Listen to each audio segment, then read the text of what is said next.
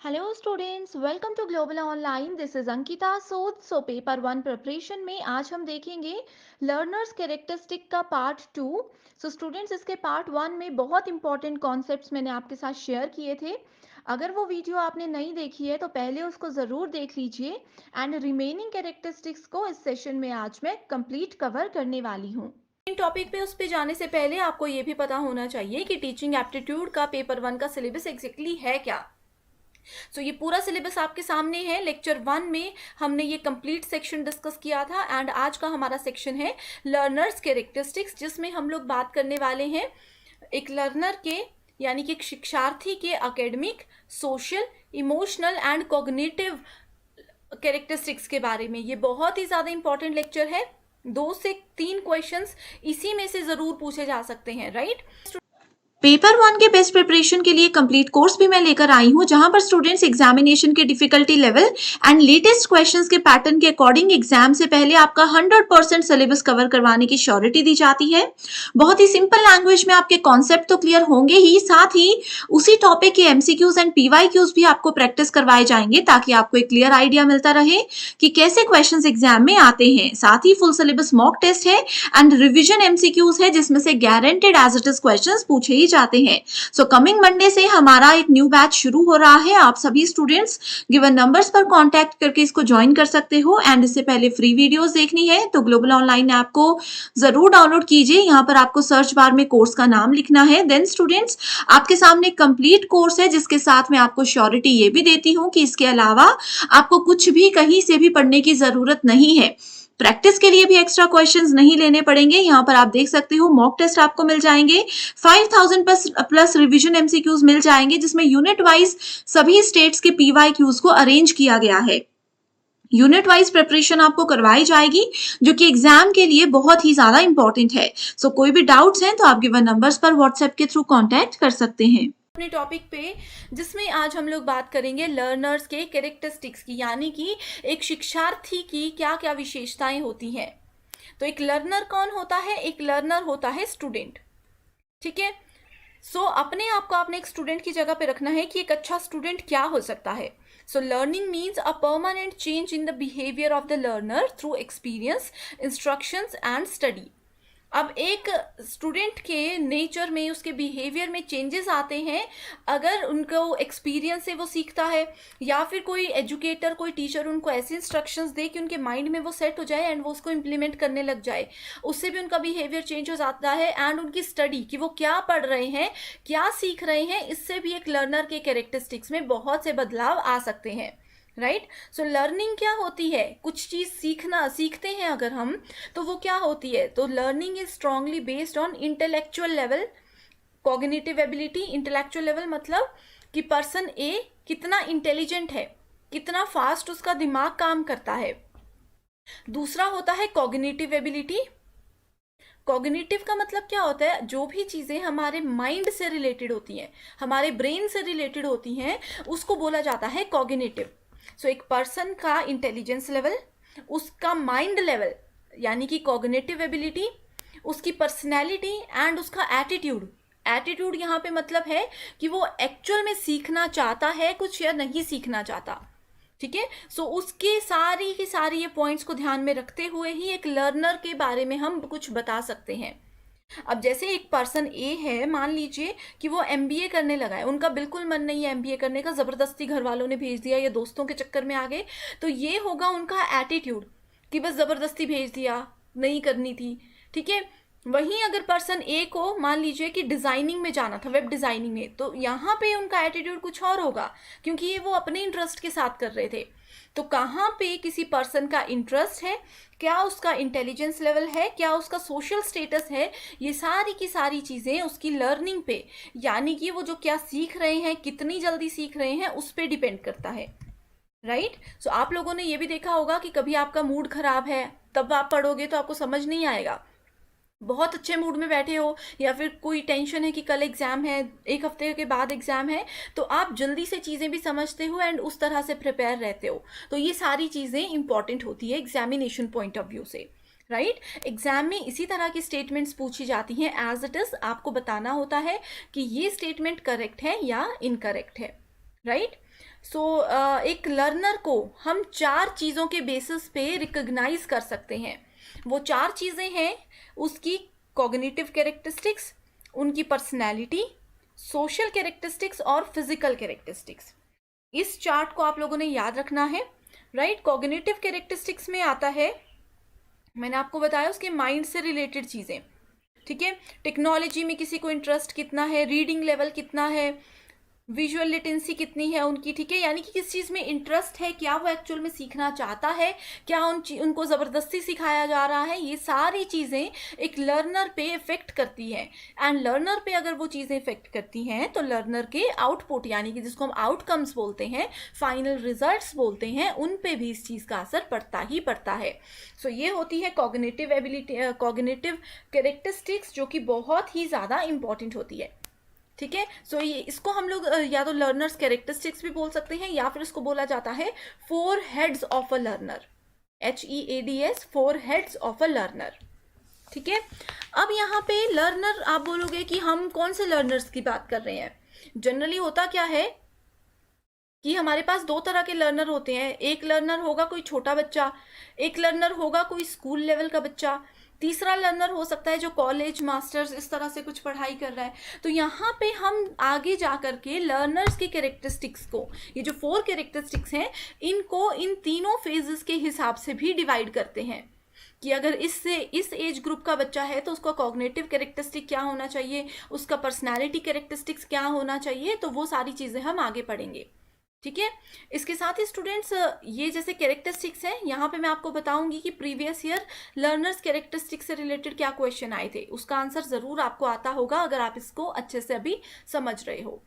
Next है personality characteristics, यानी कि वो कितना एक्टिव है एक्चुअल में, ठीक है। मोटिवेशन टू लर्न, मेडिटेशन करते हैं, क्या उनका एनवायरनमेंट है, कैसा उनका लाइफ स्टाइल है, ये सारी की सारी चीज़ें उनकी पर्सनालिटी कैरेक्टरिस्टिक को मेजर करती है। अगर कोई एक पर्सन है, मान लीजिए वो बहुत एक्टिव है, एक्सरसाइज, गेमिंग, ये सब चीज़ों में काफ़ी एक्टिव रहता है, तो उनका माइंड फ्रेश रहता है हर समय। लेकिन वहीं दूसरा तरफ एक स्टूडेंट है जो कि हर समय मोबाइल चाहिए, सोए रहेंगे, तो उनका personality characteristics as compare to दूसरे वाले स्टूडेंट से थोड़ा लो रहता है। कोई पर्सन अगर डिप्रेशन में है, कोई फैमिली प्रेशर है, या फिर कोई भी इशू हो सकते हैं, तो उन लोगों का पर्सनैलिटी कैरेक्टरिस्टिक थोड़ा लो रहता है, इस वजह से वो थोड़ा सा स्लो चीज़ों को समझते हैं, राइट। सो आई होप ये 2 कैरेक्टरिस्टिक्स आपको बिल्कुल क्लियर है। अब आते हैं तीसरे पे, जो कि है सोशल कैरेक्टरिस्टिक। सोशल मतलब कि उसका एजुकेशनल लेवल क्या है, करियर क्या है, वो आसपास के लोगों के साथ कैसा उनका रिश्ता है। कई होते हैं ना कि ऑफिस जा रहे, कॉलेज जा रहे हैं, हमेशा थोड़ा मूड खराब रहेगा उनका, हमेशा वो लड़ते झगड़ते रहेंगे आसपास वालों के साथ, तो वो वैसे ही थोड़े इरिटेटेड से रहते हैं, वो क्या पढ़ पाएंगे कुछ। वहीं दूसरी तरफ कुछ हैं जो अच्छे खुश रहते हैं, सबके साथ मिलते हैं, सबके साथ अच्छा बिहेवियर है उनका, तो उनकी सोशल कैरेक्टरिस्टिक्स उनके सीखने की चीज़ों पे बहुत इफेक्ट करती है। एग्जाम में स्टूडेंट्स इसी तरह के रियल लाइफ एग्जाम्पल्स आएंगे। आप सोचोगे कि स्टेटमेंट्स एज इट इज़ होंगी, वो भी हो सकती हैं, लेकिन जनरली आपको रियल लाइफ एग्जाम्पल्स दिए होंगे एंड आपको उन्हीं के बेसिस पे बताना है कि इसमें किस कैरेक्टरिस्टिक के बारे में बात की गई है। नेक्स्ट आता है फिजिकल कैरेक्टरिस्टिक्स। इसको आप बस समझ लीजिए, आगे क्वेश्चन बताऊंगी, उससे बहुत कॉन्सेप्ट आपका क्लियर हो जाएगा। फिजिकल कैरेक्टरिस्टिक्स में आती हैं किसी की वर्चुअल एबिलिटी, ठीक है, एज हो सकता है, सेक्स हो सकता है, फिटीक हो सकता है, कोई भी किसी को बीमारी है, ठीक है, अगर कोई बीमारी से परेशान है तो वो कैसे समझ पाएंगे, कैसे ध्यान दे पाएंगे, तो ये सारी आती हैं फिजिकल कैरेक्टरिस्टिक्स में। सो आई होप ये कॉन्सेप्ट आपका बिल्कुल क्लियर है। अभी भी अगर थोड़ा कन्फ्यूजन है, अगर आप पहली बार पढ़ रहे हो तो शायद हो सकता है कन्फ्यूजन, लेकिन आगे जैसे मैं क्वेश्चंस आपको करवाती जाऊंगी, आप लोगों को कॉन्सेप्ट्स बिल्कुल क्लियर होते जाएंगे। ये देखो स्टूडेंट्स, ये क्वेश्चन है 2016 में पूछा गया था। इसमें बोला है the teacher who keeps on asking question in the class. एक टीचर है जो क्लास में क्वेश्चंस पूछे जाते हैं, तो क्या होता है इससे, स्टूडेंट पे क्या फर्क पड़ता है। Should be advise to meet teacher personally, sorry यहाँ पे होगा टीचर नहीं होगा, एक लर्नर होगा। अगर एक लर्नर क्लास में क्वेश्चन पूछता ही जाता है तो क्या होगा, तो उनको टीचर को क्या सजेस्ट करना चाहिए उस बच्चे को, should be advise to meet teacher personally. उनको बोलना चाहिए कि क्लास में मत पूछो, आप लोग टीचर को बाद में बाहर मिलो, पर्सनली मिलो, ठीक है। Should be encourage to participate in classroom discussion, उनको एनकरेज करना चाहिए कि आप और भी ज़्यादा पार्टिसिपेट करो क्लास डिस्कशन में। Should be encouraged for self learning, उनको बोलना चाहिए कि हम नहीं बताएंगे, आप खुद से सीखो। Should be encourage for continue questioning, यानी कि उनको बोलना चाहिए, एनकरेज करना चाहिए कि जैसे आप क्वेश्चंस पूछ रहे हो आप पूछते रहो, इस चीज़ से नॉलेज बढ़ेगा। तो यहाँ पे देखो एक बताया गया है, क्लासरूम की कंडीशन बताई गई है एंड बताया गया है कि अगर ऐसा केस आपके पास आता है तो आपको क्या करना चाहिए, उस लर्नर के पॉइंट ऑफ व्यू से आपको बताना है। सो इसका राइट आंसर आपको पता है तो फटाफट कमेंट कीजिए, अभी मैं आपको आंसर बताती हूँ। That is option number 4, should that a learner should be encourage for continue questioning, उसको बोलना चाहिए कि क्वेश्चंस आप पूछते रहो। नेक्स्ट है पर्सनल कैरेक्टरिस्टिक्स। पर्सनल कैरेक्टरिस्टिक्स में आता है, मैंने आपको बताया, maturation, language, social economic status. ठीक है, ये जो भी चीज़ें हमने यहाँ पे अभी डिस्कस की हैं ये वही है, पर्सनैलिटी कैरेक्टरिस्टिक्स वही है पर्सनल कैरेक्टरिस्टिक्स। ठीक है, आप इसको सिंपल लैंग्वेज में यहाँ पे देख सकते हो। नेक्स्ट है एकेडमिक कैरेक्टरिस्टिक्स, यानी कि कितना नॉलेज है, किस क्लास में पढ़ते हैं, एजुकेशनल लेवल क्या है, एजुकेशन का टाइप क्या है, ये सारी चीज़ें आती है अकेडमिक्स में। कॉग्निटिव मैंने आपको बताया, इंटेलिजेंट कितना है, चीज़ें कई बच्चे होते हैं ना एक बार पढ़ के याद रख लेते हैं, कई बच्चे ऐसे होते हैं कि उनको 3-4 बार पढ़ना होता है फिर वो याद रख पाते हैं, तो सबका अपना अपना लेवल होता है। इस तरह के जो लेवल्स होते हैं इसको कॉग्निटिव कैरेक्टरिस्टिक बोलते हैं एक लर्नर की। अब ये चीज़ें यहाँ पे क्यों ऐड की गई हैं, क्योंकि आप लोग टीचर बनने वाले हो, ठीक है, आप लोग पीएचडी करने के बाद इसी फील्ड में जाने वाले हो, तो आपको पता होना चाहिए कि अगर एक स्टूडेंट एक चीज़ को एक बारी में नहीं समझता है तो आपको उसको किसी दूसरे स्टूडेंट के साथ कंपेयर नहीं करना है, क्योंकि हर एक स्टूडेंट का अपना कॉग्निटिव लेवल जो होता है वो डिफरेंट होता है।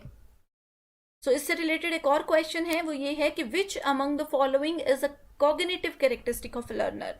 क्या हो सकती है, सेंसरी परसेप्शन यानी कि संवेदी धारणा, बिलीव यानी कि किसी चीज को मान लेना, कई लोग होते हैं ना कुछ भी बोलो वो मान जाते हैं, अकेडमिक सेल्फ कॉन्सेप्ट यानी कि अकादमिक आत्म अवधारणा, या फिर लेवल्स ऑफ विजुअल लिटरेसी यानी कि दृश्य साक्षरता का स्तर। तो इसमें से एक लर्नर की कॉग्निटिव कैरेक्टरिस्टिक क्या है, ये भी 2018 में क्वेश्चन पूछा गया था किसी एक सीरीज में। ठीक है, इसका राइट आंसर है option number 4, that is level of visual literacy, यानी कि उसका कितना उसमें लेवल है, उसके माइंड का लेवल कितना है, विजुअल वो कितना लेवल पे कर सकता है किसी चीज को, ये बताता है उसकी कॉग्निटिव कैरेक्टरिस्टिक को।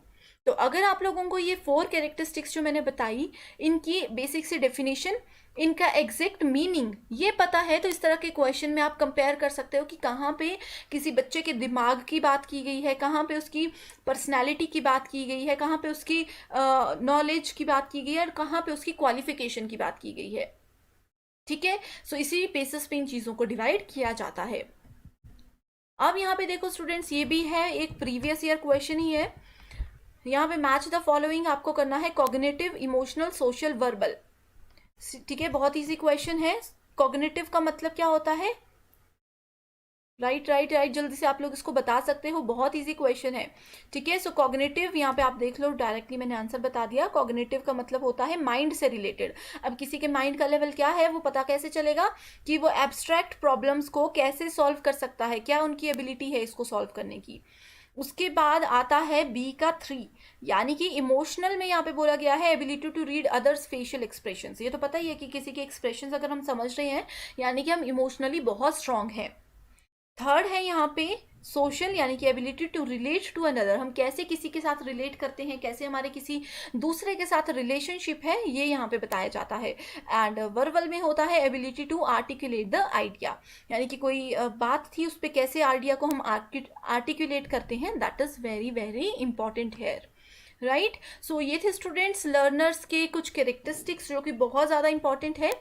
इसी के साथ यहाँ पे कुछ और कैरेक्टरिस्टिक्स है। एक अच्छा लर्नर कौन होता है, वो क्यूरियस होता है, यानी कि उसमें कुछ भी चीज़ें जानने की, कुछ नया पढ़ने की, नया सीखने की चाह बहुत ज़्यादा होती है, इंटरेस्ट बहुत ज़्यादा होता है।